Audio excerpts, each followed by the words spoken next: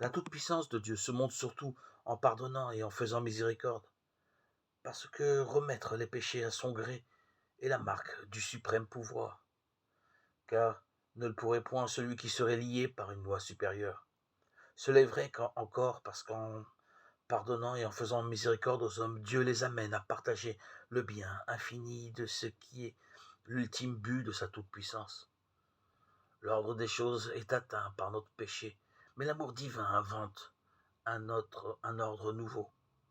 Tandis que par le péché, nous traitons Dieu comme un autre dont on peut se passer, nous mettant ainsi sous la seule exigence de la justice. Dieu, par la miséricorde, reprend tout. Il insiste, pourrait-on dire, de façon que l'amour l'emporte. C'est pourquoi la miséricorde intéresse Dieu. C'est l'amour qui invente un ordre nouveau où il sera triomphant. Si Dieu ne change pas à cause du péché, nos rapports avec lui sont modifiés. Quand la miséricorde recrée l'ordre, elle fait apparaître du même coup ce à quoi Dieu tient le plus, l'amour. Il ne s'agit plus alors seulement du salut des hommes, mais de Dieu lui-même.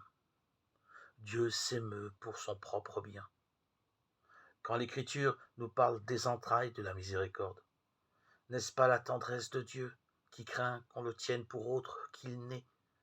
N'est-ce pas finalement la seule raison du péché, qu'il soit l'origine d'un bien meilleur, qu'il soit l'occasion pour la miséricorde de triompher? Le péché concourt ainsi à la manifestation du véritable ordre, du vrai bien de Dieu.